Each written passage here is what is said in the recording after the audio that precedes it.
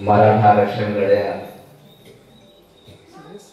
गेल्या अनेक दिवसापासून सातत्याने लढत असलेले सर्व आरक्षण योद्धे, विशेष करून गोटकुळ गाव निलंगा तालुक्यातलं उल्लेखनीय गाव आहे. जेव्हा जेव्हा आम्ही हाक मारली तेव्हा तेव्हा खंबीरपणे पाठीमागे उभारणारं गाव हे गोटकुळ आहे.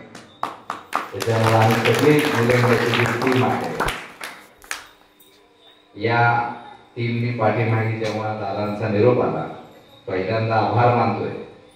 तेव्हा आम्ही गावोगाव फिरलो, याही गावात आलो.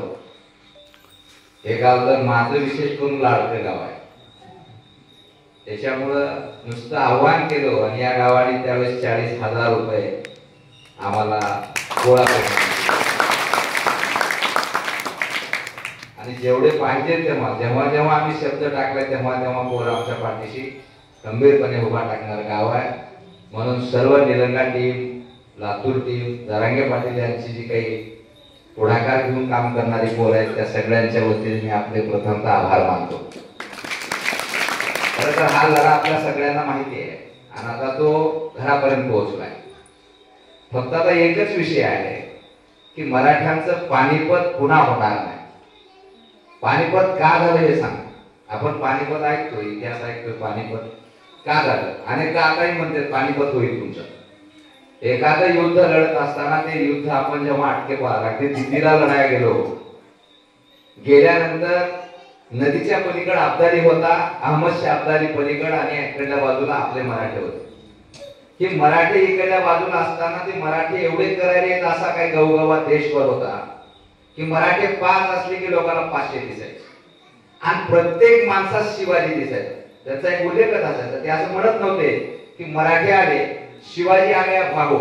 कुणी एक बी माणूस हातात भगवा झेंडा आणि तलवार घेऊन निघाला, घोड्यावर असला की शत्रूला वाटायचं की शिवाजी आले आहे भागो. शिवाजी महाराजांबद्दल प्रचंड क्लुप्त्या केल्या जायच्या की हा महाराज असा आहे, महाराज कधी येतो, शंपट होतो, पळून जातो आणि तो कधी मारून जातो माहित नाही. म्हणून महाराजाच्या प्रत्येक मावळ्याला शिवाजी समजलं जायचं.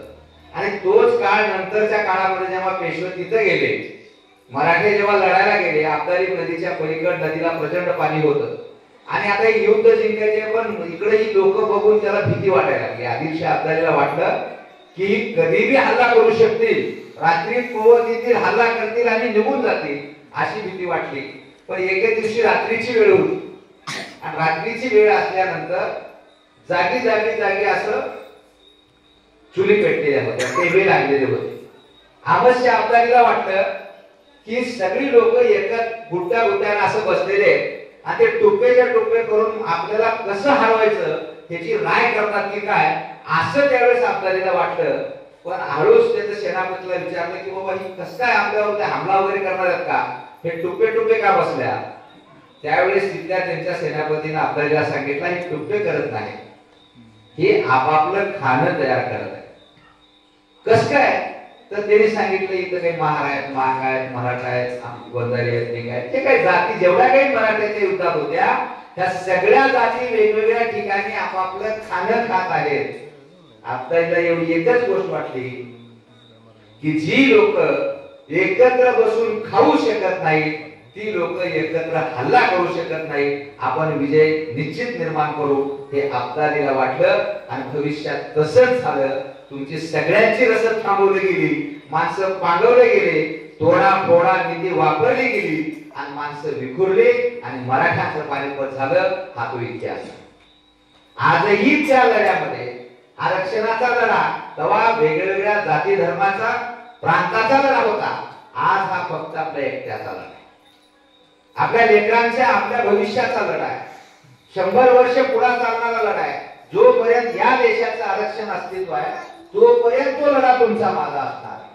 उद्या ती कसा होणार आहे आपल्याला माहिती नाही, पण आजच्या स्थितीला आपल्या सगळ्या लेकरांना वाटतंय तुमच्या बरोबर माझी लेकर आहे, आपण तर असंच हेलपाटाला निघालो का काय असं वाटतंय कधी कधी. वयाची आता 50 गाठ लावलं, माघारी पुढचं शिल्लक काहीच नाही.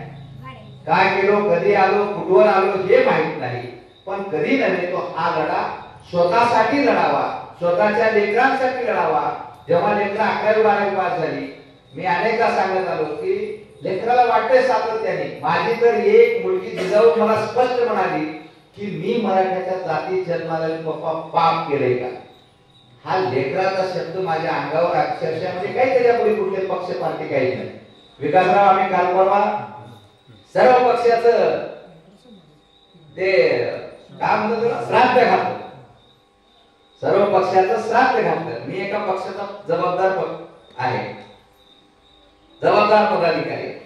आमचे हे सगळे मावळे, आम्हाला भाऊ असतील, किरण असतील, राहुल असतील, केदार आहे, हे सगळे आमच्या सोबत होते. आणि मी तर मग ती बामण झालो, शाळेचा सोहा वगैरे तुम्ही बघितला असाल. ते झाल्या बऱ्याच जणांना वाटते की पक्षाचा एका कक्षाचा जिल्हा अध्यक्ष आहे आणि हा त्यांनी जे पक्षाचं चिन्ह सुद्धा झाला. बऱ्याच जणांना आपल्याला असतात ना काय आपल्याला प्रेम करणारी माणसं, हे बऱ्यापैकी तक्रारी करायचा कार्यक्रम केला. आणि मी एकच सांगितलं, आरक्षण ही माझ्या कुटुंबातला विषय आहे आणि पक्ष हे गाव आहे. गाव घरात पण घुसू देतं का? आपल्या घरात आपल्या आईसोबत वाद असेल, भाऊसोबत वाद असेल, भावासोबत वाद असेल, चुलत्यासोबत वाद असेल, हा वाद आमच्या घरातला, आमच्या घरातला प्रश्न आहे, तो आम्ही चव्हाट्यावर मांडणार नाही.